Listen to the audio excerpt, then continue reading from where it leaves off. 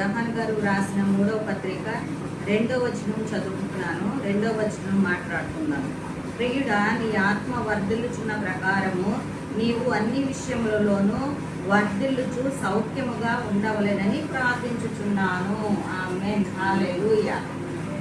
ఈ యొక్క యోహాన్ గారు మరి అక్కడ గాయకు రాస్తూ మాట్లాడుతున్నాడు అనమాట.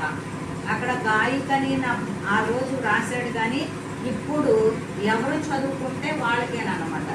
బైబిల్ గ్రంథంలో ఎప్పుడైనా కానీ ఒక వాక్యం ఉందంటే అక్కడ మన పేరు అనేది పెట్టుకోవాలి. మంచికైనా పెట్టుకోవచ్చు, చెడుకైనా పెట్టుకుని ఈ చెడు విషయంలో మనం ఉంటే ఎంత భయంకరంగా ఉంటుంది అనేది మనం పెట్టుకుని, అమ్మో మేము ఇలాంటి చెడు చేయకూడదు అనేది మనం నేర్చుకోవడానికి అక్కడ పెట్టుకోవాలన్నమాట.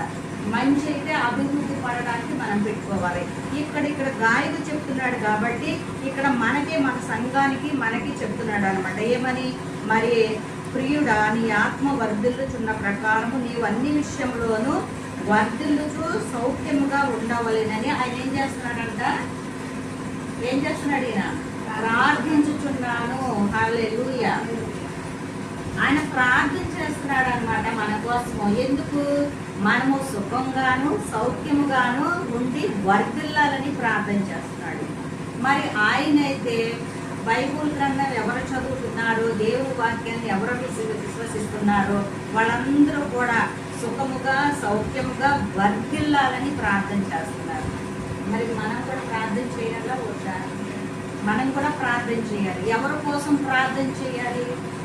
ఆయనైతే మనము వర్ధిల్లాలని ప్రార్థన చేస్తున్నారు. మనము ప్రార్థిస్తే, ఎవరి కోసం మనం ప్రార్థిస్తే వర్ధిల్లుతామో ఆ యొక్క మాటను తీసుకుంటాం. మనము ప్రార్థన ఎవరి కోసం చేస్తే మనం వర్ధిల్లుతామో, ఈయనేమన్నాడు? మీరు సుఖశాంతులతో వర్ధిల్లాలని ప్రార్థన చేస్తున్నాడు.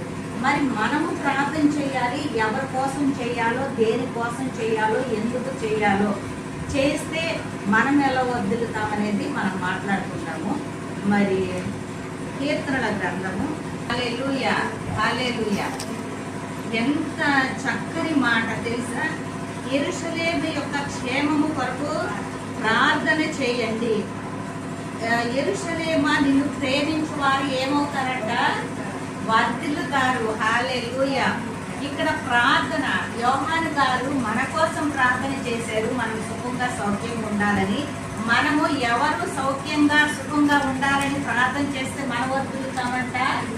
యెరూషలేము యొక్క క్షేమము కోసం ప్రార్థన చేస్తే